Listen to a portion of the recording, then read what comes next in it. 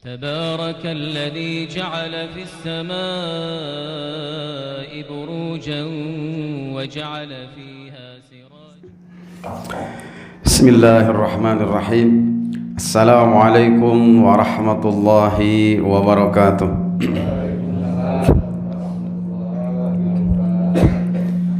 الحمد لله الذي أنعم علينا نعمة الإيمان والإسلام. أشهد أن لا إله إلا الله وحده لا شريك له الملك الحق الأعلم وأشهد أن محمدا عبده ورسوله المبعوث إلى كافة الأنام أما بعد. Hadirin wal hadirat, jamaah salat subuh yang sama-sama dimuliakan oleh Allah Subhanahu wa taala. Puji dan syukur kita senantiasa kita panjatkan kehadirat Allah atas segala limpahan rahmat dan karunia-Nya kepada kita, di mana alhamdulillah berkat rahmat dan karunia Allah Subhanahu wa taala sampai saat ini paling tidak kita masih diberikan nikmat sehat, juga nikmat sempat, tentunya setelah nikmat yang sangat luar biasa, yakni nikmat iman dan Islam, sehingga kita bisa melaksanakan ibadah salat subuh berjamaah yang kemudian dilanjutkan dengan ta'lim ini. Tentunya kita sangat berharap mudah-mudahan ini semua akan senantiasa menjadi nilai ibadah di sisi Allah Subhanahu wa taala yang betul-betul diterima oleh Allah Subhanahu wa taala. Hadirin wal hadirat, jamaah salat subuh yang sama-sama dimuliakan oleh Allah Subhanahu wa taala. Pada kesempatan kali ini kita akan mencoba membahas bersama-sama tentang hadis kedua dari hadis Arba'in. Pada pertemuan di bulan lalu kita membahas hadis yang pertama yang berkaitan dengan masalah niat saat kita beramal. Nah, pada kesempatan ini kita akan membahas bersama-sama melalui hadis kedua dari hadis Arba'in ini berkaitan dengan masalah Islam, iman, dan ihsan. Hadis ini masih diriwayatkan dari Umar radhiyallahu anhu seperti halnya hadis yang pertama yang sudah kita bahas bersama. Saya akan membacakan terlebih dahulu hadisnya sebelum nanti saya masuk kepada pembahasannya. An Umar radhiyallahu anhu aydan qala, diriwayatkan dari Umar radhiyallahu anhu, beliau berkata, bainama nahnu julusun inda Rasulillahi sallallahu alaihi wasallam, ketika kami duduk bersama Rasulullah sallallahu alaihi wasallam zata yaumin, pada suatu hari, ittala'a alaina rajulun, tiba-tiba muncullah seorang laki-laki, syadidu bayadis thiyab, di mana laki-laki itu sangat putih bajunya atau pakaiannya, syadidu sawadi sya'ri, sangat hitam rambutnya, la yura alaihi atharu safar, tidak terlihat dari orang itu bahwa ia sedang atau telah melakukan perjalanan yang jauh, wala ya'rifuhu minna ahadun, dan tidak ada seorang pun dari kita yang mengenali orang tersebut atau laki-laki itu. Hatta jalasa ilan Nabi sallallahu alaihi wasallam, sehingga laki-laki itu duduk di hadapan Rasulullah sallallahu alaihi wasallam.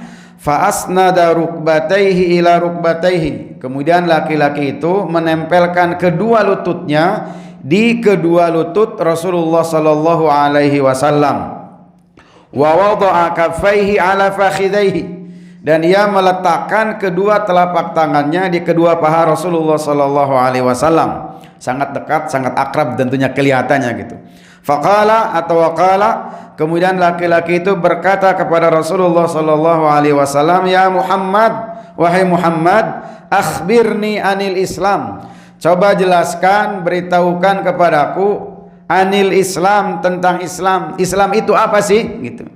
Kemudian Rasulullah sallallahu alaihi wasallam menjawab, faqala Rasulullah sallallahu alaihi wasallam, al-Islamu, Islam itu adalah antashhada alla ilaha illallah, kamu bersaksi bahwasanya tidak ada Tuhan selain Allah Subhanahu wa taala, wa anna Muhammadar Rasulullah, dan kamu bersaksi bahwasanya Muhammad itu adalah utusan Allah Subhanahu wa taala.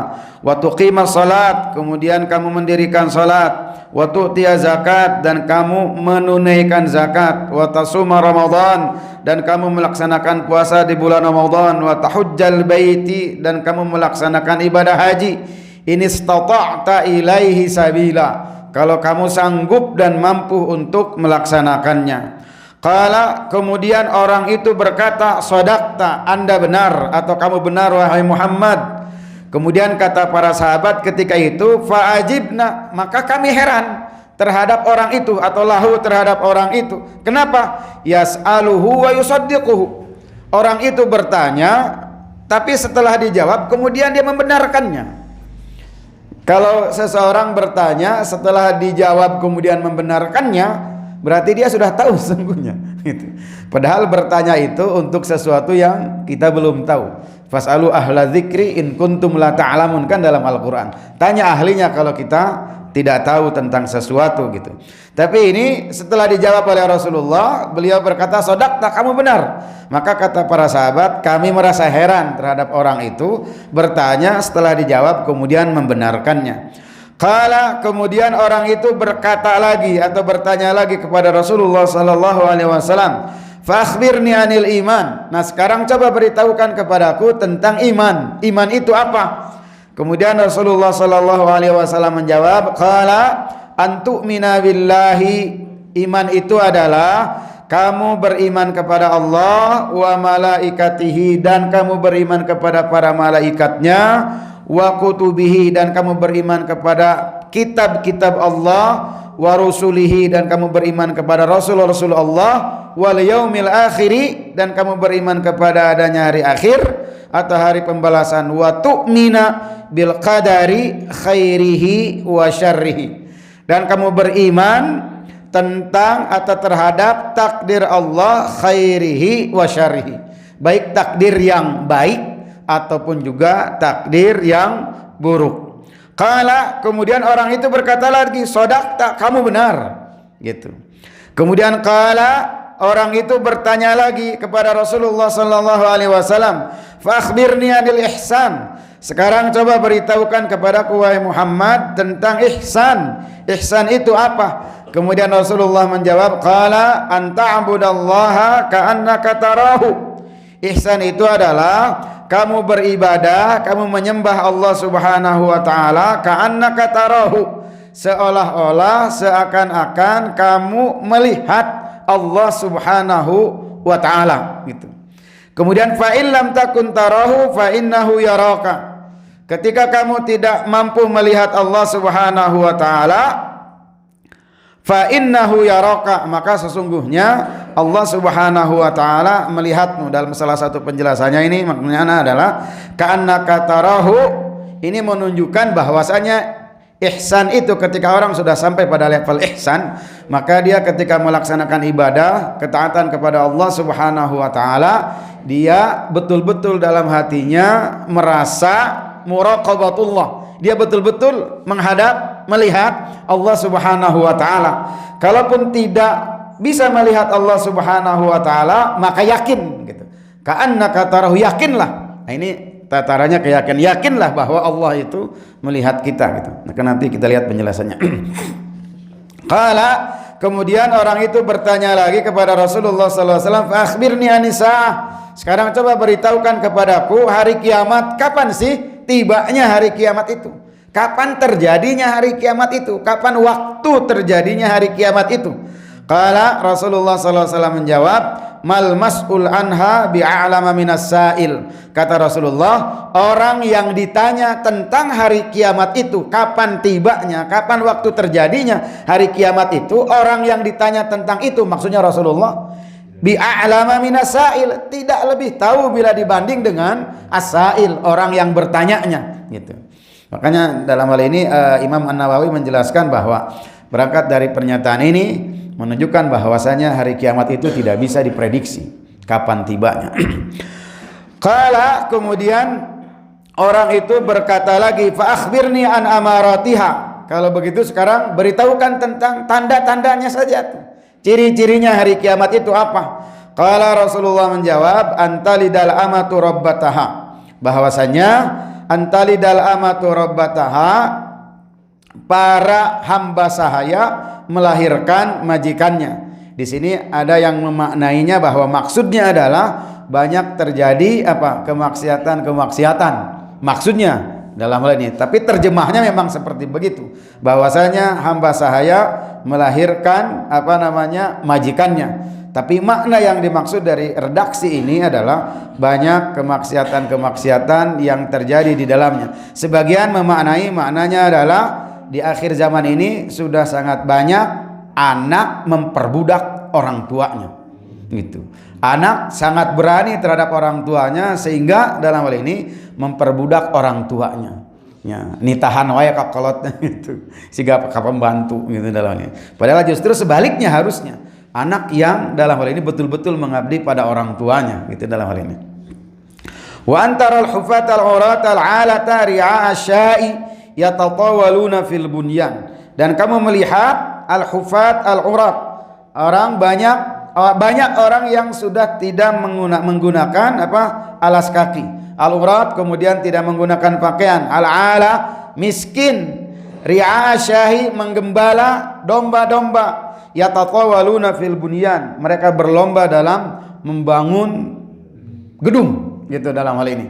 Nah, di sini ada yang memaknai bahwasanya orang miskin berubah menjadi kaya, kemudian setelah berubah menjadi kaya dia berlomba, gitu, membangun bangunan paluhur-luhur, pahebat-hebat, begitulah. Ada yang memaknainya seperti itu. Kemudian dalam hal ini summan talaqa fala bisa maliyah. Nah, kata Umar, setelah orang itu bertanya, dijawab oleh Rasulullah sallallahu alaihi wasallam sampai pada Rasulullah setelah menjelaskan tanda-tanda kiamat, summan talaqa, kemudian orang itu pergi, berangkat, berlalu. Kemudian kata Umar bin Khattab, summa fala bisa maliyya, gitu. Kemudian Umar berhenti sejenak, gitu. Kemudian summa qala, setelah itu Rasulullah bertanya kepada Umar, wahai Umar, ya Umar, atadri manis sa'il, kata Rasulullah, Umar, tahukah kamu siapa yang bertanya tadi? Siapakah orang yang bertanya tadi? Qultu, kata Umar, aku berkata atau aku menjawab, Allah wa rasuluhu a'lam, tentunya Allah dan Rasulnya lebih tahu. Ya, Umar tidak tahu siapa orang itu tadi.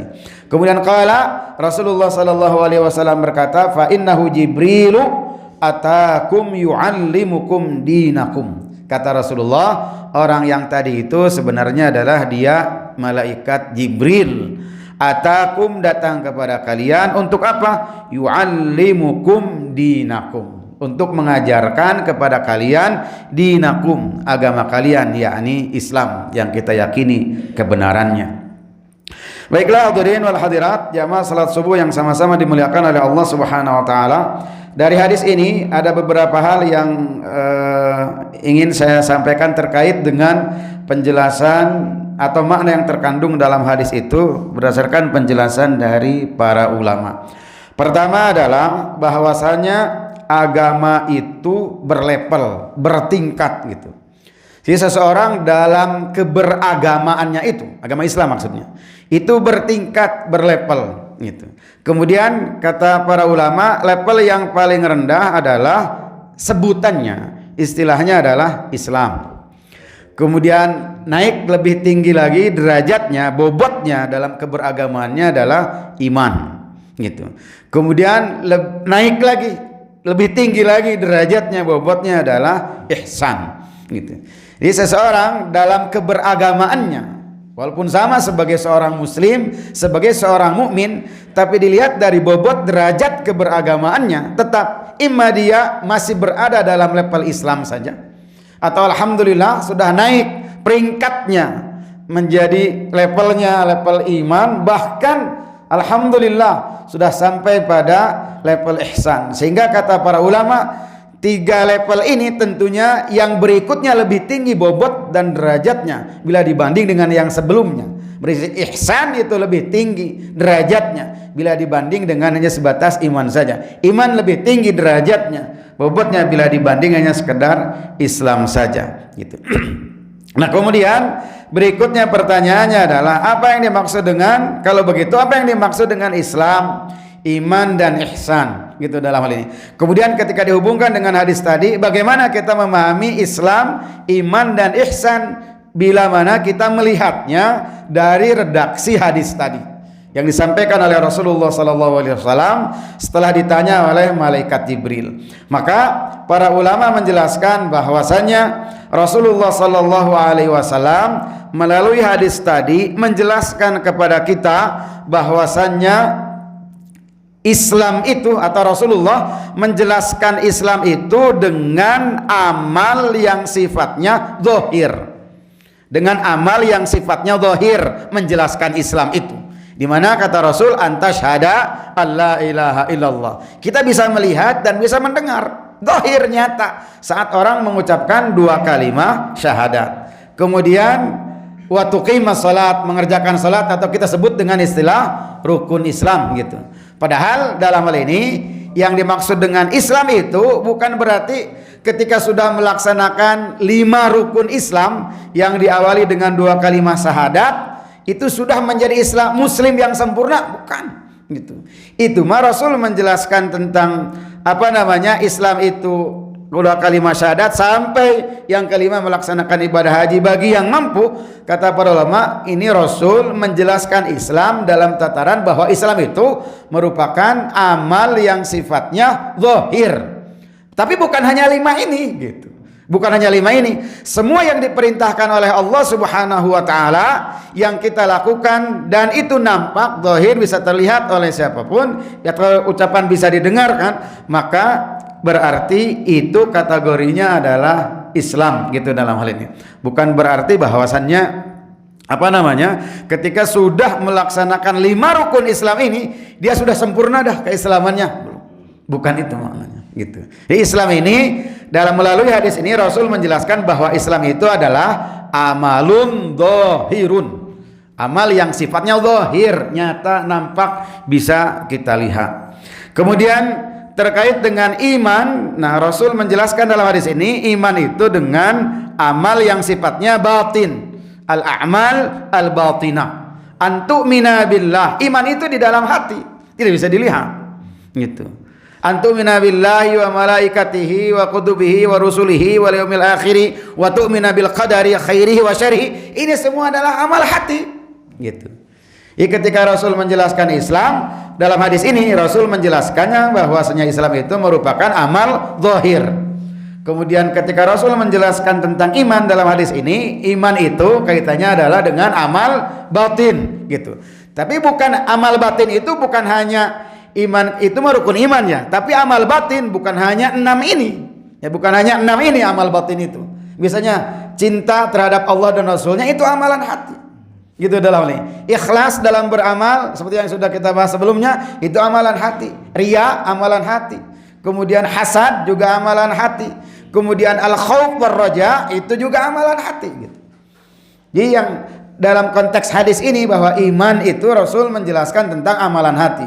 Dan amalan hati bukan hanya 6 ini, tapi 6 ini itu merupakan usulul iman atau kita sebut dengan istilah rukun iman gitu. Makanya nanti coba kita lihat bahwa misalnya seseorang ketika mengimani sebagian rukun iman, mengingkari sebagian rukun iman, dia mukmin atau bukan gitu.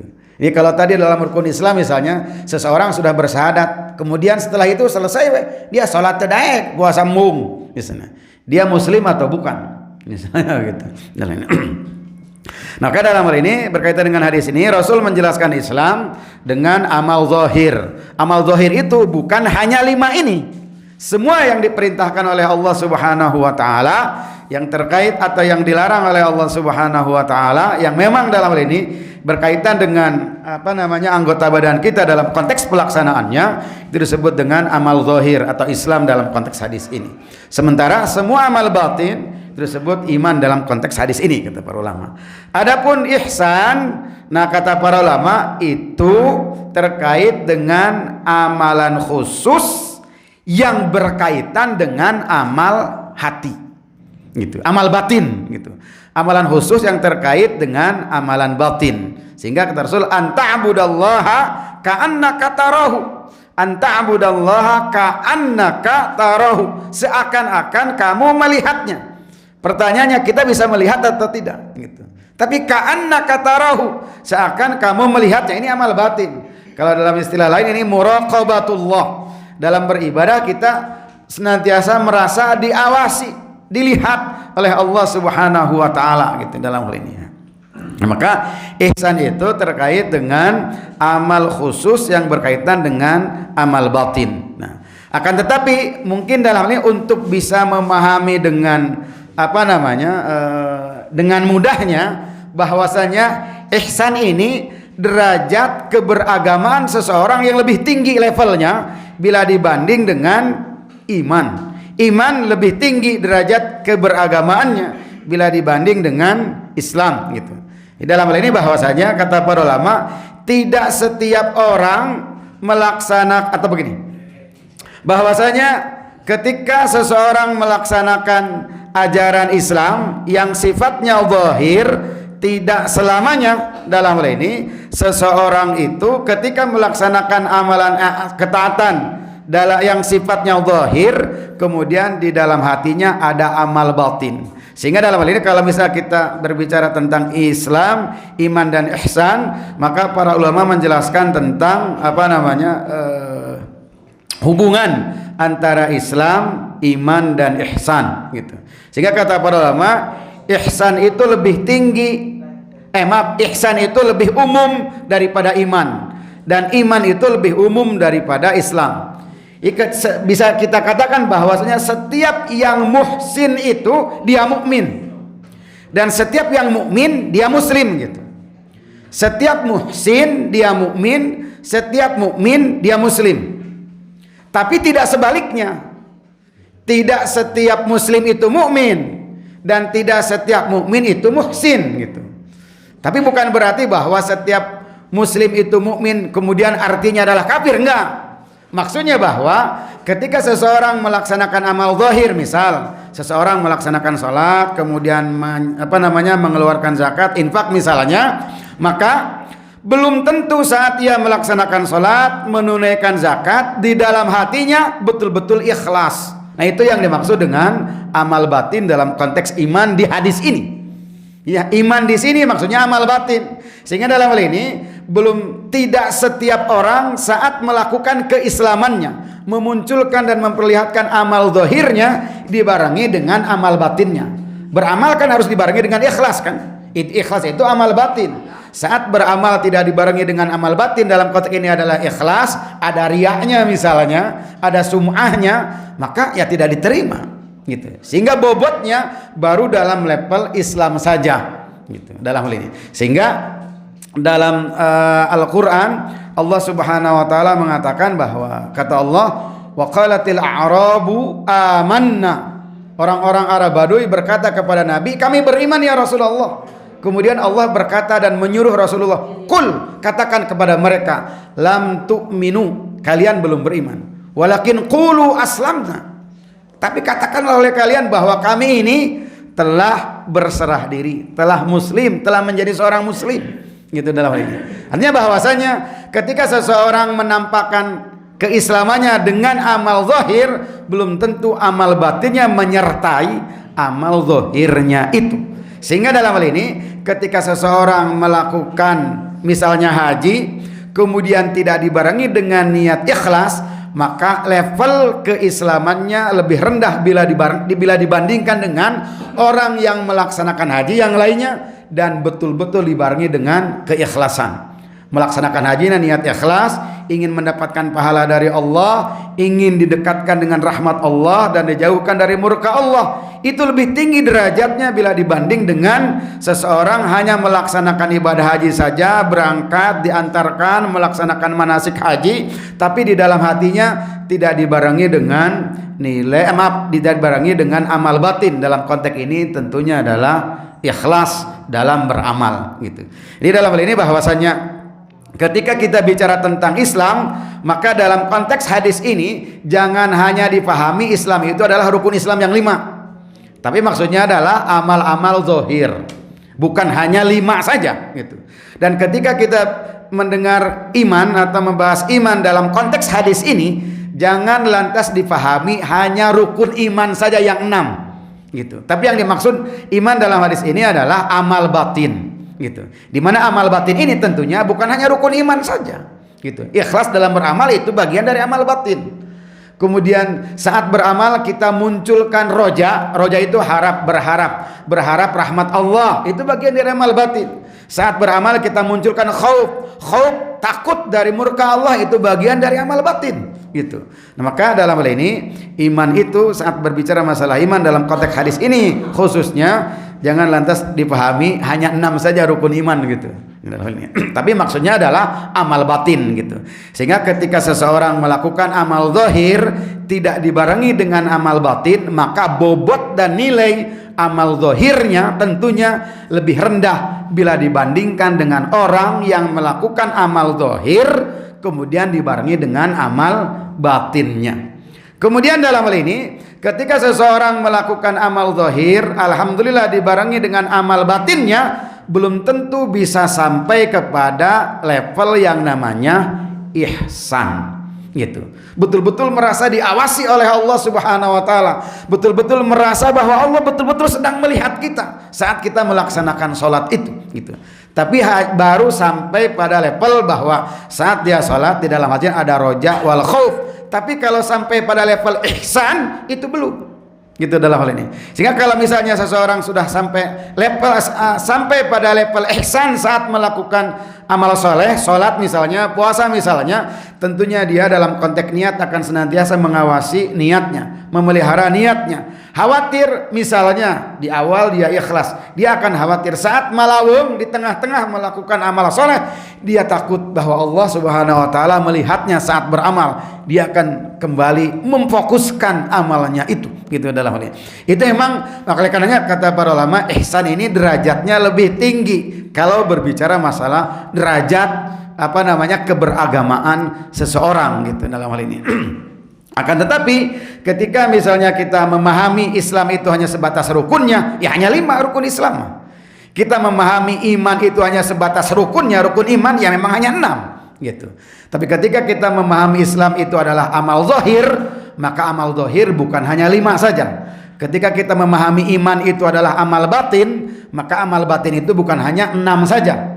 Gitu dalam hal ini. Nah, maka di dalam hadis ini kata para ulama, Rasul menjelaskan Islam itu bahwa Islam sebagai amal zahir, iman sebagai amal batin gitu. Sehingga dalam hal ini bahwasanya ketika seseorang itu imannya sudah betul-betul kuat, bagus derajatnya, maka akan memunculkan amal zahir yang dibarengi dengan amal batin. Ketika memang sudah lebih tinggi lagi derajat keimanannya, bukan hanya membarengi amal zahir dengan amal batin saja, tapi ihsannya pun akan muncul gitu. Kalau dalam surat Al-A'raf ya yang berkaitan dengan kategori orang bertakwa gitu. Yang tadi saya baca di salat waktu imam salat subuh, salah satunya adalah bahwasanya wal kadhiminal ghayza wal afina 'anin nas. Di ujung ayat itu Allah mengatakan wallahu yuhibbul muhsinin. Allah itu sangat menyukai orang-orang yang muhsin. Kalau dikaitkan dengan ayat ini, dan ayat ini ciri dari orang bertakwa, wal kadhiminal ghayza wal afina 'anin nas. Kadhiminal ghayz, dia menahan rasa marahnya. Kemudian wal afina ninas, memaafkan orang di mana dia marah pada orang itu. Sekarang pertanyaannya adalah, apakah setiap orang yang menahan kemarahannya pada sesamanya yang membuat dia jengkel ketika dia menahan rasa marahnya, apakah juga secara otomatis dia sudah memaafkan orang itu dengan 100%? Nah, belum tentu. Tapi kemarahan itu bisa disembunyikan. Tapi memaafkan belum tentu gitu. Makanya dalam hal ini ketika seseorang menyembunyikan kemarahannya pada orang lain dan dia betul-betul memaafkan, plong gitu, seperti sedia kala, tidak ada masalah, cair lagi, itulah yang disebut dengan ihsan kalau dalam konteks ini gitu. Jadi kalau kita baru menahan rasa marah, tidak memperlihatkan kemarahan pada orang, itu belum ihsan ketika kita belum memaafkannya gitu. Yang namanya ihsan itu bukan hanya menyembunyikan kemarahan, tapi kita sudah betul-betul memaafkannya sehingga plong, kita cair lagi dengan dia, bergaul seperti biasa, ngopi bareng dan lain sebagainya gitulah, ngobrol, enjoy gitu. Nah itulah ihsan dalam konteks ini gitu. Makanya di ujung ayat itu Allah mengatakan wallahu yuhibbul muhsinin. Muhsinin dalam konteks ini adalah menyembunyikan kemarahan dan betul-betul memaafkan. Kalau sudah betul-betul memaafkan, maka mau apa cicing-cicing. Pacicing-cicing kan tidak terlihat marahnya. Tapi pacicing-cicing pertanda bahwa dia belum plong pada orang itu. Belum 100%, belum lega 100% gitu ta. Sehingga salaki ka pamajikan atau sabaliknya pamajikan ka salaki gitu ta. Lamun masakan pacicing-cicing ya berarti belum plong 100% gitu. Belum memaafkan, hanya kemarahannya disembunyikan. Gitu. Makanya dalam hal ini menyembunyikan kemarahan didahulukan daripada memaafkan. Sebab menyembunyikan kemarahan lebih memungkinkan dan lebih bisa gitu kita lakukan daripada memaafkan. Gitu. Kalau memaafkan itu lebih berat ketimbang menyembunyikan kemarahan. Gitu. Maka dalam hal ini bahwasannya ketika seseorang itu derajat keimanannya dalam hatinya sudah betul-betul luar biasa, mantap gitu, maka akan muncul amal zahir Islam itu dalam hal ini. Dan bukan hanya amal zahir saja yang dilandasi pada amal batin, tapi akan muncul ihsannya. Kalau derajat keimanannya sudah betul-betul luar biasa. Sehingga kata para ulama bahwasannya iman yang paling bagus derajatnya itu adalah iman yang sudah mampu memunculkan amal zahir, yakni Islam. Dan amal zahirnya tidak sebatas formalitas, tapi betul-betul dibarengi dengan amal batinnya gitu. Sehingga setelah itu diharapkan nanti naik satu level lagi, tinggal satu level lagi gitu, ihsan. Sehingga kalau kata Syekh Sya'rawi almarhum bahwasannya din ad-din itu salasah. Jadi agama itu tiga ini. Islam, iman dengan ihsan. Dan ini menunjukkan level gitu. Ya, ada yang memang levelnya baru dalam Islam saja, menampakkan amal zahir saja, tapi amal batinnya belum menyertai amal zahirnya itu. Gitu dalam hal ini. Nah, maka yang sempurna itu adalah yang tiga-tiganya ini, gitu dalam hal ini. Nah, maka kata para ulama ihsan itu lebih umum sebab mencakup kedua-duanya, iman dan Islam. Belum tentu, tidak mungkin seseorang itu sampai pada level ihsan kalau imannya tidak bagus dan Islamnya atau amal zahirnya tidak bagus gitu. Pokoknya ihsan itu mencakup semuanya, mencakup iman, mencakup amal Islam gitu. Tapi iman belum tentu ihsan, Islam belum tentu iman. Tapi iman dalam konteks ini seperti saya katakan tadi, seseorang Islam yang maksud saya di sini adalah kata para ulama, Islam artinya beramal zahir. Belum tentu seseorang itu beramal zahir, amal zahirnya disertai dengan amal batin gitu. Belum tentu seseorang itu beramal zahir walaupun disertai dengan amal batin sampai pada level ihsan gitu. Itu yang dimaksud dengan Islam, iman dan ihsan dalam hadis ini. Ini bukannya sebatas rukun Islam yang 5, bukan hanya sebatas rukun iman yang 6, tapi Islam adalah amal zahir, iman adalah amal batin gitu yang maksud dalam hadis ini. Baiklah hadirin wal hadirat yang sama-sama dimuliakan oleh Allah Subhanahu wa taala. Kemudian berikutnya yang juga ingin saya sampaikan seperti saya pernah singgung tadi di awal bahwasannya Islam itu tadi Rasul mengatakan bahwa Islam itu antasyhada alla ilaha illallah wa anna muhammadar rasulullah. Sekarang pertanyaannya adalah seperti saya katakan tadi, ketika seseorang mengucapkan 2 kalimat syahadat tapi tidak diikuti dengan melaksanakan ketaatan berikutnya, salat ente, tapi syahadat makan sudah ya, tapi tidak salat, tidak puasa, zakat pelit, infak komo. Sebab memahami zakat mah wajib cenah, infak mah sunat cenah kan gitu. Teuing teu infak nu penting zakat mending eta mah. Ieu mah zakat embung infak komo. Pan zakat mah wajib cenahnya. Itu dalam ini. Maka dalam ini bagaimana statusnya muslim sudah kan 2 kalimat syahadat itu gerbang daripada Islam. Ketika seseorang sudah mengucapkan 2 kalimat syahadat, maka kita harus menghukumi bahwa orang itu adalah muslim. Haram darahnya, tidak boleh dibunuh berarti. Haram hartanya, tidak boleh diambil. Gitu dalam hal ini. Dia sebagai seorang muslim, sudah ketika sudah mengucapkan 2 kalimat syahadat. Tapi permasalahannya adalah setelah mengucapkan 2 kalimat syahadat dia menjadi muslim yang ngedul. Ngedul salat, ngedul puasa itu daek. Nah, itu bagaimana hukumnya? Apakah dia muslim atau dia kafir? Gitu. Nah, maka dalam hal ini para ulama menjelaskan bahwasannya kalau dia itu mengingkari kewajiban salat, mengingkari kewajiban puasa, mengingkari kewajiban zakat, mengingkari kewajiban haji, mengingkari haramnya zina, mengingkari haramnya khamr, misal arak gitu. Misalnya salat mah teu wajib misalnya gitu ta. Puasa mah teu wajib, zina mah teu haram gitu. Kemudian misalnya arak mah teu haram, nah dia kafir. Kalau misalnya mengingkari kewajibannya. Mengingkari kewajibannya. Misalnya kata ummahat atau ibu-ibu, jilbab mah teu wajib lah. Nah berarti dia kafir. Kalau mengingkari kewajibannya. Tapi misalnya kewajibannya diterima, ya Allah saya teh yakin tanpa ada keraguan salat teh wajib, puasa teh wajib, tapi nah ieu teh meuni asa teu kuat dek puasa teh. Jam 8 teh geus ngaleper gitu tah. Asa ngalempreh mun istilah Sunda mah teu wala kaya gitu tanya. Komo jam 12 beurang mah gitu.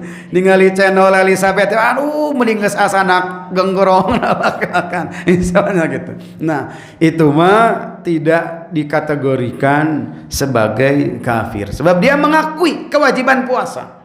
Dia mengakui, ya Allah saya yakin bahwa salat itu wajib, tidak boleh ditinggalkan. Saya yakin berdosa kalau ditinggalkan, tapi ya Allah itu masih kena hoream salat teh. Mun dohor salat asarna nun teu. Nah, isya salat maghrib dilewat misalnya belang betong gitu. Masih mending belang betong, mun urusannya mending-mendingan ya gitu. Mun belang kabeh we betongna gitu ya. Kan istilah Sunda tah repot gitu. Nah, maka dalam hal ini bahwasanya kalau misalnya kewajibannya diterima tanpa diragukan, tanpa meragukan, dia yakin sepenuh hati bahwa itu wajib, itu haram gitu. Tapi dalam hal ini hawa nafsunya masih mengalahkannya sehingga yang wajib ditinggalkan, yang haram dilakukan. Tapi bukan karena menolak kewajibannya, bukan karena menolak keharamannya. Maka itu kata para ulama, kategorinya dia itu adalah muslim asin, mukmin asin. Sebagai seorang muslim mukmin yang bermaksiat. Gitu. Mukmin dan muslim asin gitu. Itu seorang muslim dan mukmin yang bermaksiat, bukan kafir gitu. Kalau sudah merubah syahadatnya, dia kafir. Atau tadi itu mengingkari kewajiban yang diwajibkan, mengingkari keharaman yang diharamkan, nah dia kafir gitu. Tapi kalau misalnya dia menerima kewajiban, semua kewajiban, menerima semua yang diharamkan, tapi hawa nafsunya masih menguasai dirinya, sehingga yang wajib kadang ditinggalkan, yang haram kadang dilakukan, maka dia statusnya tetap sebagai muslim. Ya, statusnya tetap sebagai muslim, bukan kafir. Tapi muslim dan mukminnya adalah muslim dan mukmin asin. Muslim dan mukmin yang kategorinya maksiat. Gitu dalam ini. Sehingga kalau misalnya bahasa sederhananya, piraku mukmin maksiat, piraku muslim maksiat, apakah wajar perkataan itu? Benarkah perkataan itu? Piraku si mukmin maksiat, piraku si muslim maksiat, apakah benar pernyataan itu? Menurut hemat saya, pernyataan itu bertentangan dengan hadis Nabi. Kullu bani adama khata. Setiap anak Adam itu pasti paling tidak pernah berbuat salah gitu. Tidak ada anak Adam yang tidak pernah berbuat salah gitu dalamnya. Makanya ada hadis yang mengatakan bahwa kata Allah Subhanahu wa taala di hadis qudsi, kalaupun kalian bolak-balik maksiat tobat, maksiat tobat, maksiat tobat, silahkan kata Allah kalian lakukan berkali-kali pun dalam hal ini. Dan ketika kalian datang kepadaku ingin bertaubat, aku terima tobat kalian. Gitu. Dalam ini menunjukkan bahwa memang tidak ada orang yang suci tanpa dosa, tanpa noda, dan memang tidak boleh mengaku suci tanpa dosa. Kan Allah mengatakan, "Wala tuzakku anfusakum." Gitu. Wa a'lamu biman ittaqa. gitu. Bahwasanya jangan mengaku diri suci. Allah itu lebih tahu siapa yang lebih bertakwa di antara kalian. Gitu dalam hal ini. Nah, maka dalam hal ini bahwasannya ketika seseorang sudah bersyahadat, mengucapkan 2 kalimat syahadat, dia sebagai muslim dan keislamannya, kemuslimannya tidak akan berubah menjadi kafir statusnya dengan melaksanakan kemaksiatan, misalnya tidak melaksanakan yang diwajibkan, kemudian melaksanakan yang diharamkan, selama tidak mengingkari kewajibannya dan tidak mengingkari keharamannya. Selama kewajibannya diterima bahwa itu wajib, keharamannya diterima bahwa itu haram, tapi kemudian hawa nafsunya menguasai dirinya sehingga melaksanakan yang diharamkan atau meninggalkan yang diwajibkan, maka dengan hal tersebut tidak dikategorikan dia sebagai kafir. Dia muslim asin, mukmin asin, mukmin muslim tapi bermaksiat, gitu ya dalam hal ini. Nah. Baiklah hadirin wal hadirat yang sama-sama dimuliakan oleh Allah Subhanahu wa taala. Kemudian sekarang redaksi syahadat itu seperti apa? Karena nanti masalahnya adalah bagaimana halnya dengan orang yang merubah redaksi syahadat. Menambah misalnya atau mengurangi gitu. Ya, yang kita tahu kan orang Syiah beda syahadatnya. Ditambah. Sehingga dalam hal ini bahwasanya syahadat itu adalah gerbang seseorang masuk Islam. Ketika sudah syahadat berarti dia sebagai seorang muslim. Redaksi syahadat itu seperti apa? Gitu. Nah, maka kalau kita merujuk kepada hadis Nabi Shallallahu Alaihi Wasallam, khususnya yang barusan, bahwa redaksi syahadat itu hanya 2. Antashhada alla ilaha illallah wa anna Muhammadar Rasulullah. Gitu. Bahwasanya redaksi syahadat itu hanya 2. Makanya disebut 2 kalimat syahadat. Asyhadu alla ilaha illallah wa asyhadu anna Muhammadan Rasulullah. Bagaimana hanya dengan wa asyhadu anna Muhammadan abduhu wa rasuluh, itu tetap itu. Tidak berubah maknanya. Gitu dalam hal ini. Ya, yang penting mengakui, mengikrarkan tidak ada Tuhan selain Allah, Muhammad adalah utusan Allah. Gitu. Dalam hal ini. Hanya 2 itu. Ketika ditambah ada selain Muhammad yang memang misalnya dia diutus juga oleh Allah sebagai utusan terakhir maksudnya. Nah, itu sudah merubah berarti 2 kalimat syahadat gitu dalam hal ini. Kemudian juga dalam hadis lain kata Rasul, umirtu an uqatilan nasa hatta yashhadu an la ilaha illallah wa anna Muhammadan abduhu wa rasuluh. Gitu. Aku disuruh untuk memerangi orang-orang atau manusia sehingga mereka bersyahadat, bersaksi bahwa tidak ada Tuhan selain Allah dan bahwasanya Muhammad itu adalah utusan Allah. Hanya 2 redaksi dari syahadat itu. Ya. Tidak boleh ditambah, tidak boleh dikurangi. Gitu dalamnya. Kalau ada yang menambahkan ya, dalam ini, maka tentunya dalam hal ini sudah bertentangan dengan redaksi syahadat yang warid. Itu dalam ini. Kalau misalnya dalam ini penambahannya itu atau perubahannya berdampak pada keyakinan, ya sudah. Itu akan berdampak pada keimanan tentunya dalam hal ini. Ya. Sehingga kalau misalnya kita bertanya, maaf, Syiah itu Islam atau bukan? Kan gitu. Kalau misalnya dalam hal ini kan MUI misalnya memberikan penjelasan perbedaan yang sangat mendasar. Misalnya antara Syiah dengan Islam itu ya, tapi saya tidak akan membahas itu ya, ada orang yang lebih ahli lagi untuk membahas tentang Syiah ini ya. Tapi ini kaitannya dengan syahadat ini, redaksinya dijelaskan dalam hadis Nabi SAW tentang redaksi syahadat itu, syahadatain ya, asyhadu an la ilaha illallah wa asyhadu anna Muhammadar Rasulullah. Nah, kemudian dalam hal ini berikutnya adalah bagaimana kalau misalnya seseorang itu mengimani sebagian rukun iman dan mengingkari sebagian rukun iman. Sebagian rukun iman diyakini atau diimani, sebagian rukun iman itu diingkari gitu dalam ini. Apakah dia sebagai seorang mukmin atau bukan? Bukan itu. Ya, rukun iman yang 6 harus betul-betul diyakini. Tidak boleh ada salah satu dari usulul iman, rukun iman yang 6 ini diingkari. Itu tidak diyakini maksudnya, tidak diimani. Ya, harus yakin beriman kepada Allah, harus yakin beriman pada malaikat, harus yakin beriman pada Rasul, harus yakin beriman pada kitab-kitab Allah, harus yakin beriman pada hari kiamat, harus yakin beriman pada takdir Allah baik yang baik ataupun yang buruk takdir itu. Nah, 6 rukun iman ini tidak boleh diingkari salah satunya. Semuanya harus lengkap. Kita yakin kepada ke-6-6-nya ini. Gitu dalam hal ini.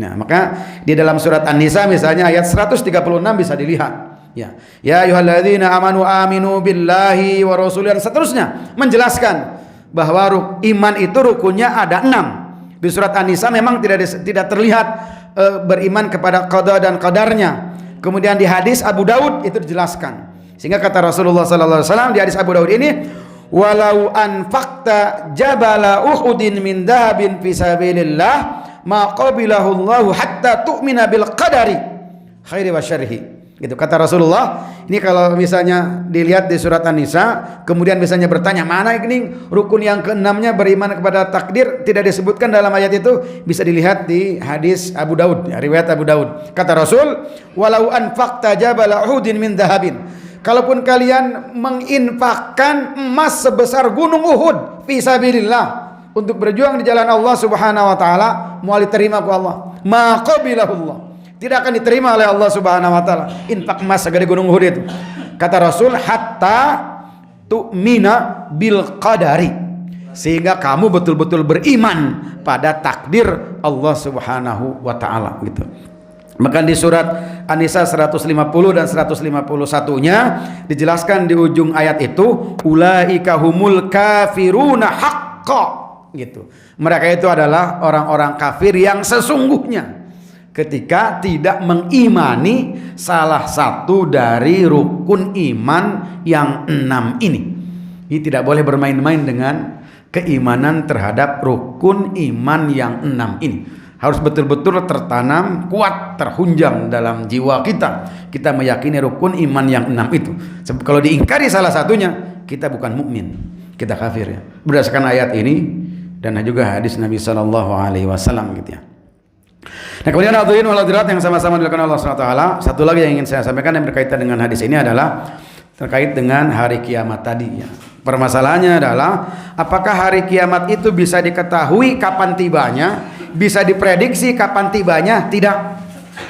Imam An-Nawawi di sini mengatakan bahwasanya kalau ada orang yang mengatakan dan mengaku serta menjelaskan bahwa hari kiamat itu akan muncul dan tiba terjadi pada tahun sekian, ya, pada tahun sekian tahun lagi, misalnya begitu, maka kata Imam An-Nawawi di sini, yajibu takdzibuhu, kita wajib membohongkannya, gitu. Kita wajib mendustakannya. Kita tidak boleh percaya kalau ada yang mengatakan kiamat itu akan terjadi tahun sekian, kiamat itu sekian tahun lagi gitu. Hari kiamat itu tibanya kapan hanya Allah yang tahu. Nabi Muhammad pun tidak tahu gitu. Sehingga ketika ditanya oleh siapa? Malaikat Jibril tadi, akhbirni anis saah, beritahukan kepadaku kapan hari kiamat itu tibanya, waktunya kapan? Gitu dalam hal ini. Nah, maka Rasul menjawab, mal mas'ul anha bi'alami minas sa'il. Kata Rasul, orang yang ditanya tidak lebih tahu daripada yang bertanya. Artinya aku tidak tahu, kata Rasul, hari kiamat itu kapan tibanya. Gitu dalam tanggal berapa, tahun berapa, gitu dalam. Ya. Memang dalam hadis dikatakan hari Jumat, la taqumus saah illa fi yaumil Jum'ah, kata Nabi. Hari kiamat tidak akan terjadi kecuali di hari Jumat. Tapi pertanyaannya, hari Jumat kapan? Hari Jumat di tahun berapa? Hari Jumat di tanggal berapa? Hari Jumat setelah apa? Gitu. Itu tidak ada yang tahu. Hanya Allah Subhanahu wa taala yang mengetahuinya gitu. Adapun tanda-tandanya iya itu mah ada. Ada yang disebut dengan asyrat as-sughra, tanda-tanda kiamat yang kecil. Ada asyrat al-kubra, tanda-tanda kiamat yang besar. Ya, sebagian mengatakan, dalam sebagian hadis dikatakan ada 10 tanda kiamat atau ciri kiamat yang besar ya. Itu memang harus ada pembahasan khusus tentang tanda-tanda hari kiamat ini gitu. Tapi hadis ini menjelaskan bahwa tibanya hari kiamat itu kapan tidak ada yang tahu, Rasul pun tidak tahu. Tapi tanda-tanda hari kiamat bisa dilacak di hadis, itu mah ada tanda-tanda hari kiamat itu. Tapi tibanya kapan tidak ada yang tahu, Rasul pun tidak tahu gitu. Makanya di dalam surat Al-A'raf misalnya ayat 187, juga surat Al-Ahzab misalnya ayat 63 gitu.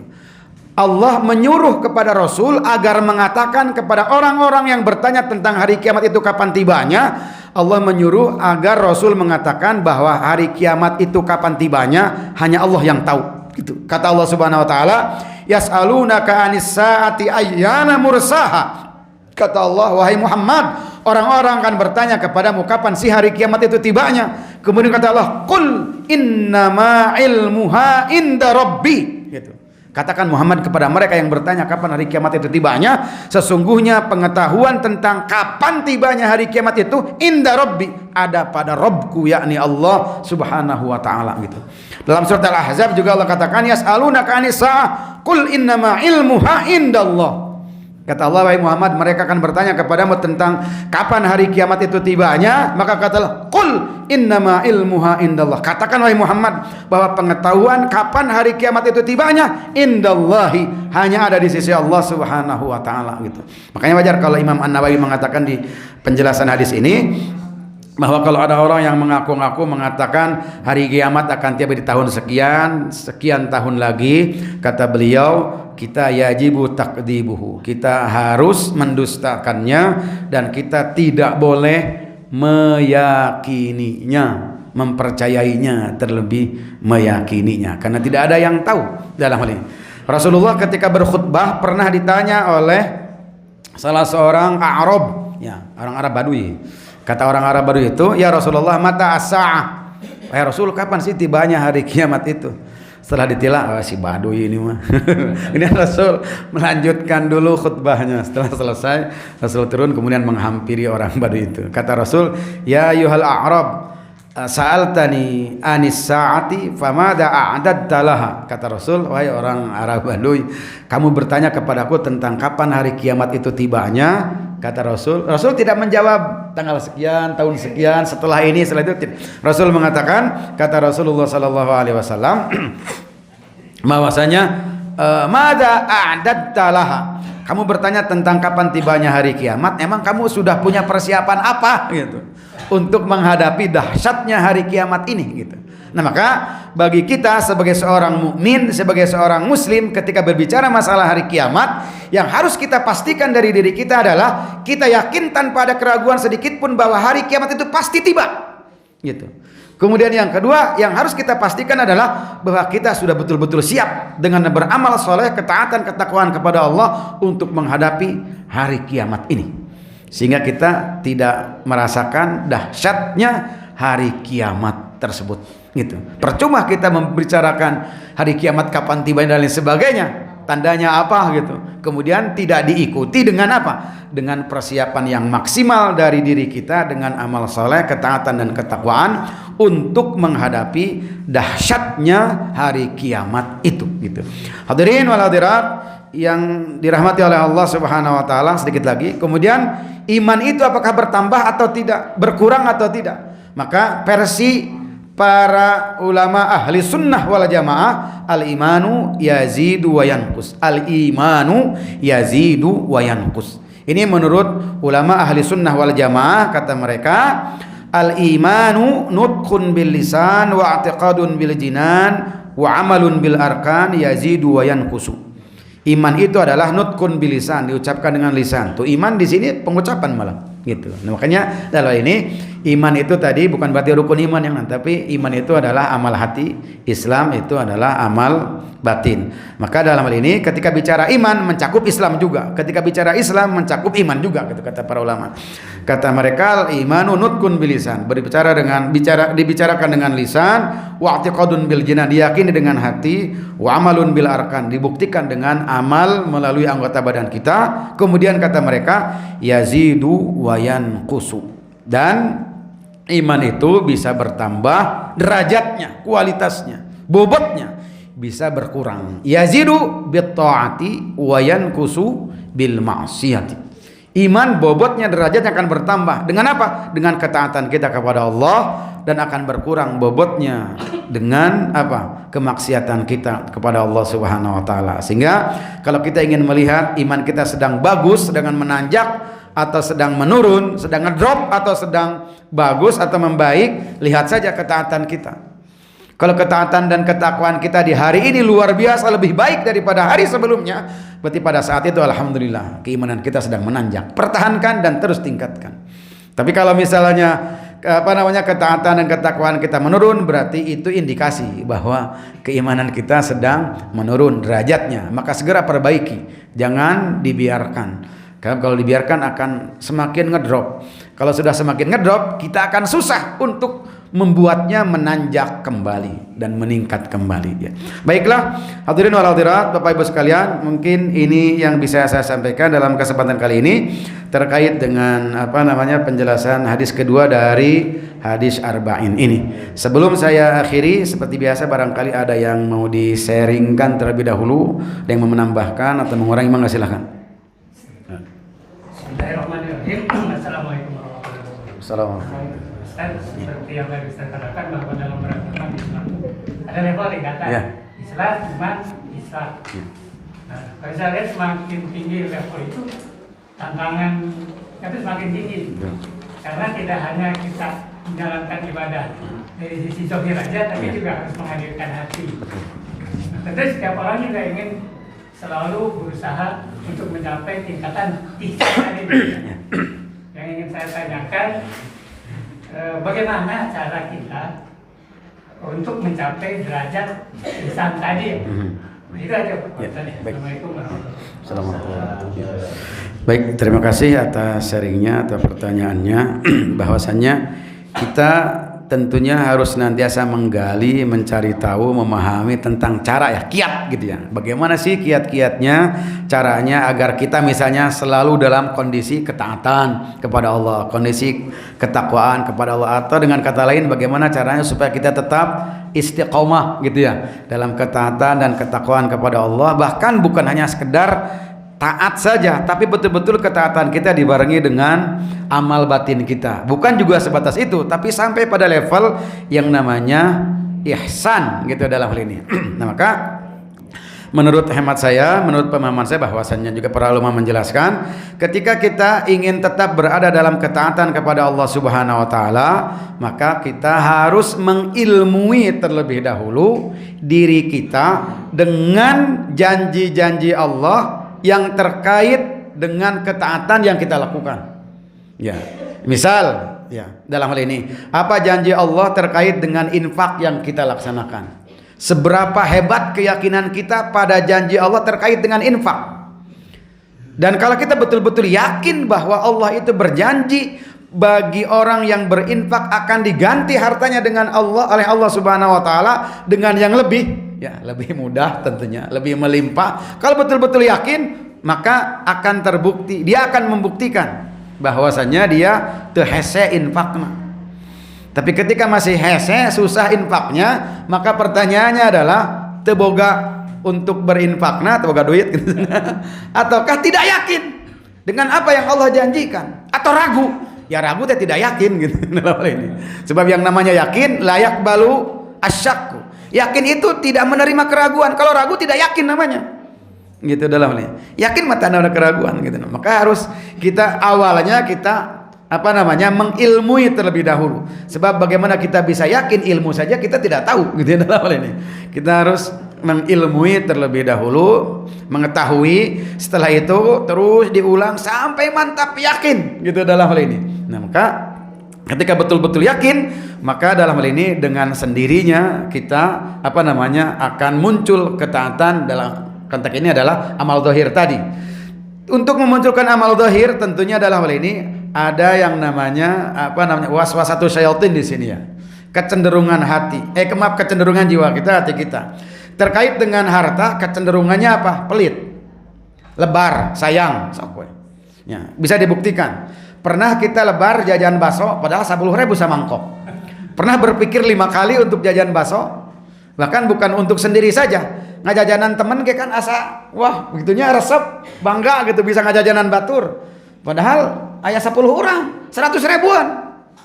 Tapi lo mau ningali kenceleng. Itu itunya resep tangin pakai 100.000 sarua jeung beureum kan jeung 10.000 gitu.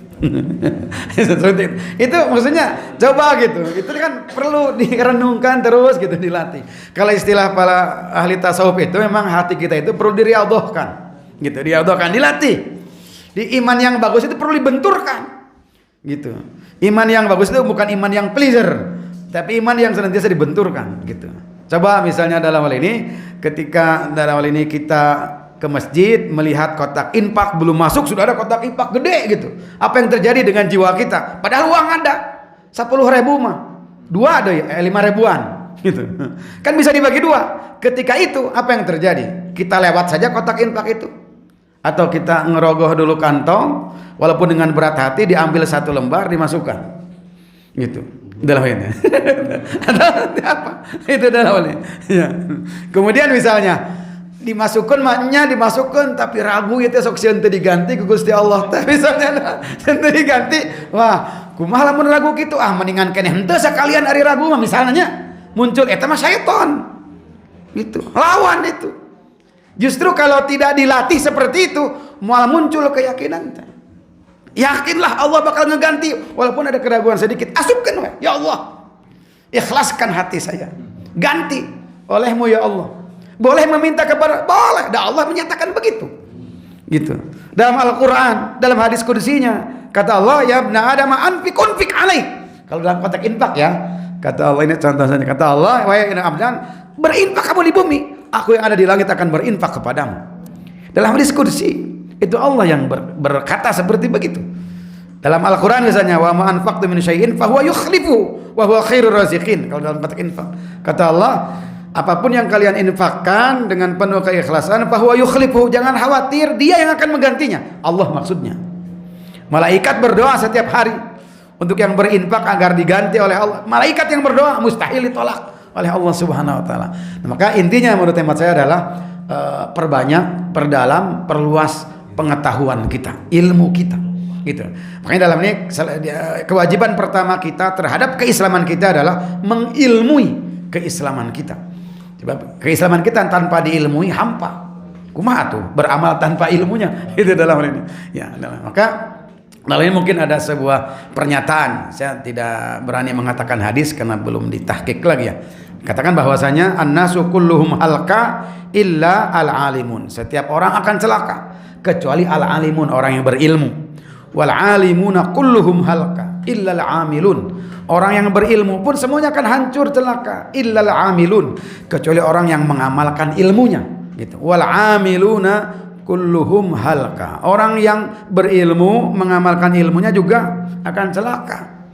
Bagaimana? Illal mukhlisun, kecuali orang yang ikhlas dalam mengamalkan ilmunya. Kemudian wal mukhlisuna ala khatarin tuh. Yang ikhlas pun masih mungkin terancam bahaya. Kenapa? Sebab ikhlas mah amal hati. Hati itu cepat berubahnya. Mungkin di awal ikhlas, di tengah-tengah tuh. Gitu. Gitu. Jadi kerja bakti, wah segut nih imam mah. Bismillahirrahmanirrahim, ya Allah, berikan mudah-mudahan dia jadi amal soleh, dia kerja bakti. Ternyata di tempat kerja bakti teh mun pemuda teh itu geningan luar biasa. Jadi kerja baktina hayang katingali ku itu. Kan jadi teh ikhlas. Sebab kerja baktina timah mah bismillahirrahmanirrahim, begitu mau kerja bakti aya nu katingali. Yang menurut dia cukup menarik. Akhirnya segut kerja baktina teh. Segut pisan. Ternyata segut nate karena hayang ditingali ku itu. Disebut pahlawan kerja bakti. Maka dalam ini bahwasannya menurut pemahaman saya perluas, perdalam ilmu kita dengan keislaman kita, dengan apa yang Allah perintahkan dan Allah janjikan kepada kita saat kita melaksanakan semua perintah. Terus dilatih, maka dengan izin Allah suatu saat nanti kita akan sampai pada level ihsan itu. Seperti halnya sabar. Sabar itu tidak ujug-ujug, tapi harus dilatih. Ketaatan juga butuh kesabaran. Gitu. Makanya sabar itu kata para ulama bukan berarti diam pasrah, sabar itu bukan. Tapi sabar itu kalau saya istilahkan dengan bahasa Sunda, ngeureueuh sok sanajan, itu sabar. Ngeureueuh sok sanajan gitu. Sok sanajan capek ngeureueuh we ka masjid teh. Nah gitu. Sok sanajan gitu. Sok sanajan gitu. Makanya kata para ulama sabar itu adalah habsun nafsi alal makarih gitu. Menahan diri, mengendalikan diri terhadap sesuatu yang kita tidak suka atau terhadap yang kita suka gitu. Beledug, misal punten si eta misalnya nyenggol orang, kan keselnya hayang mang orang teh marah, kemudian ditahan, berarti sedang sabar, menahan apa yang kita inginkan saat itu. Ingin marah kan, tapi ditahan, berarti sedang sabar. Bangun ngalilir Allahu Akbar, Allahu Akbar, aduh aing tunuh keneh euy asa horeang gitu dalam hal ini. Kalau diikuti ngagoleh dagde gitu, berarti sedang tidak sabar itu. Ya, tapi kalau dipaksakan bangun ya Allah, bismillah, alhamdulillah ahyana ba'da ma amatana wa ilaihi nusur ya Allah. Sok sanajan hoream dah hayang pahala ti Engkau ya Allah. Berangkat ke masjid, nah itu sedang sabar. Mengendalikan diri terhadap apa yang dia tidak suka. Teu suka bangun subuh-subuh teh. Da biasana ke jam 6 aing mah udang ge. Itu. Bisa jadi anu kaduhung ngadenge adzan teh. Aduh aing kadenge deui adzan. Biasana ge ngalilir teh jam 6 aing ya kadenge deui adzan. Atawa nyarekan adzan aduh bieu keneh urang salat zuhur geus adzan asar deui. Si ngoreng zuhurna menjelang asar. Baiklah, mungkin saya hanya bisa menjelaskannya seperti itu ya Allah. Assalamualaikum warahmatullahi wabarakatuh. Assalamualaikum. Apa perbedaannya hadis arba'in itu artinya 40 hadis Nabi, Ya. sedangkan hadis Nabi itu kan ribuan. Apa yang 40 hadis arba'in ini lebih utama dibanding hadis yang lain? Tolong dijawab. Ya baik. Syukran atas sharingnya atau pertanyaannya. Hadis arba'in itu mah istilah. Ya, bukan 40, tapi 40-an kalau dalam istilah Arab itu ya. Itu arba'in itu bukan berarti apa namanya saklek 40 enggak. Dan kalau kita lihat di kitabnya ini Syarhul Arba'in An-Nawawiyah, ini kalau kita lihat ada 42 hadis ya, kalau tidak salah silahkan. Jadi bukan 40 sebenarnya, sehingga dalam hal ini bahwasannya kalau misalnya dalam hal ini bisa kita katakan ini adalah di antara hadis-hadis pilihan, biasanya 42 hadis, bukan berarti bahwasannya dalam hal ini lebih utama dari yang lain, enggak dalam hal ini.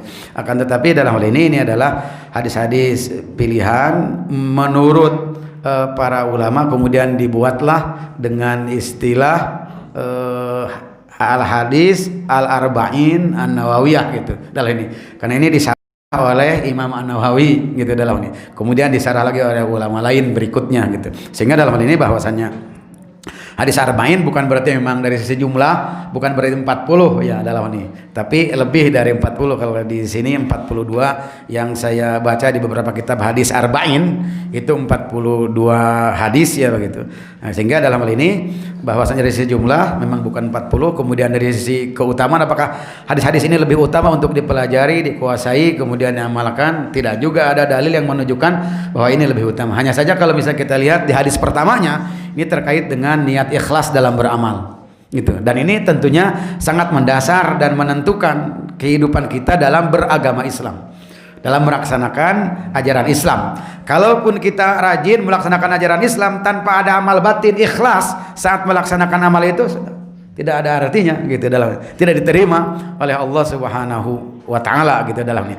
Kemudian di hadis keduanya juga ini menjelaskan tentang Islam secara keseluruhan. Di dalamnya mencakup iman, maksudnya amal batin, mencakup Islam, amal zahir, dan sampai pada level ihsan, di mana setiap orang sesungguhnya dia harus sampai pada level ihsan itu. Itulah muraqabatullah. Kalau seseorang sudah sampai pada level ihsan muraqabatullah, maka saat dia melakukan ketaatan dia akan maksimalkan ketaatannya itu.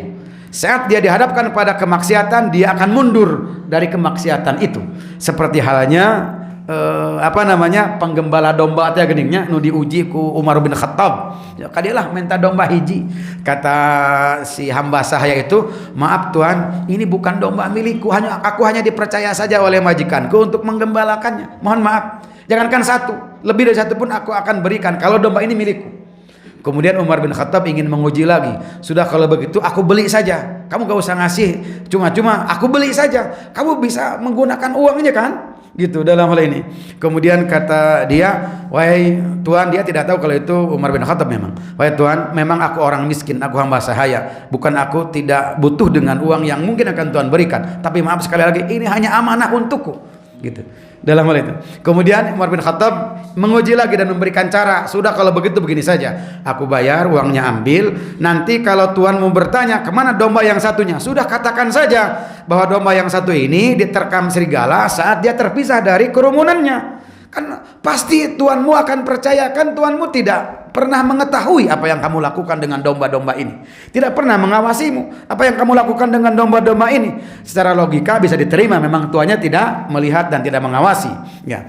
Sehingga mungkin saja akan percaya. Tapi kata hamba saya itu, "Wahai Tuhan, mohon maaf, kalau Tuhan yakin bahwa majikanku tidak akan pernah mengetahui apa yang aku lakukan, termasuk aku menjual seekor domba kepadamu, maka tolong katakan kepadaku, siapa yang sanggup menghindarkanku dari pengawasan Allah Subhanahu wa taala yang Maha mengawasi dan mengetahui segalanya.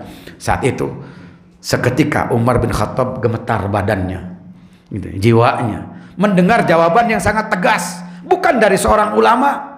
Kalau dari seorang ulama mendingnya, bukan juga dari seorang ustadz, dari seorang hamba saya. Sangat luar biasa muraqabatullahnya, merasa betul-betul diawasi oleh Allah Subhanahu wa taala. Maka ketika itu Umar langsung datang kepada majikannya dan meminta domba ini dijual kepadanya dan juga berikut hamba sayanya itu. Kata dia, wahai fulan, jual dombamu dan hamba sayamu kepadaku, akan aku beli berapapun. Kata hamba majikannya, kata majikan hamba saya tadi, aku tidak akan menjual domba dan hamba sahayaku, tapi aku akan berikan kepadamu semuanya. Aku berikan dombaku kepadamu, aku berikan hamba sahayaku kepadamu. Kenapa? Kata orang itu, kata majikannya, karena aku yakin apa yang menjadi milikmu akan kamu manfaatkan untuk umat. Itulah kepercayaan rakyat terhadap seorang pemimpin yang memperhatikan umat atau rakyatnya, itu ya. Mau dibeli, daripada dibeli mungkin sebulan, 2 bulan, setahun, 2 tahun habis hartanya, mendingan pahala dari Allah. Aku berikan semuanya kepadamu karena aku yakin apa yang menjadi milikmu akan kamu manfaatkan untuk umat. Nah, ini mungkin dari sisi lain menunjukkan betapa luar biasa kepemimpinan siapa? Umar bin Khattab, yang sangat langka di era sekarang, sulit mungkin tidak ada. Baik, mungkin itu saja ya yang bisa saya sampaikan dalam kesempatan kali ini. Tentunya apa yang saya sampaikan, saya jelaskan tadi bukan segalanya, bukan. Marilah kita gali lagi bersama, kita perdalam lagi bersama, kita perluas lagi bersama, sehingga kita bisa mendapatkan pemahaman yang lebih luas dan lebih mendalam lagi, sehingga kita bisa menjalankan syariat Islam ini dengan penuh keikhlasan, penuh keyakinan, penuh dengan raja wal khauf minallahi subhanahu wa ta'ala. Kurang lebihnya mohon maaf. Aqulu qawli hadza wa astaghfirullah li wa lakum. Wassalamualaikum warahmatullahi wabarakatuh. تبارك الذي جعل في السماء بروجا وجعل فيها سراجا وقمرا منيرا وهو الذي جعل الليل والنهار خلفة لمن أراد أن يذكر أو أراد شكورا وعباد الرحمن الذين يمشون على الأرض هونا وإذا خاطبهم الجاهلون قالوا سلاما والذين يبيتون لربهم سجدا وقياما والذين يقولون ربنا اصرف عنا عذاب جهنم إن عذابها كان غراما إنها ساءت مستقرا ومقاما والذين إذا أنفقوا لم يسرفوا ولم يقتروا وكان بين ذلك قواما والذين لا يدعون مع الله إلها آخر ولا يقتلون النفس التي حرم الله إلا بالحق ولا يزنون ومن يفعل ذلك يلقى أثاما يضاعف له العذاب يوم القيامة ويخلد فيه مهانا إلا من تاب وآمن وعمل عملا صالحا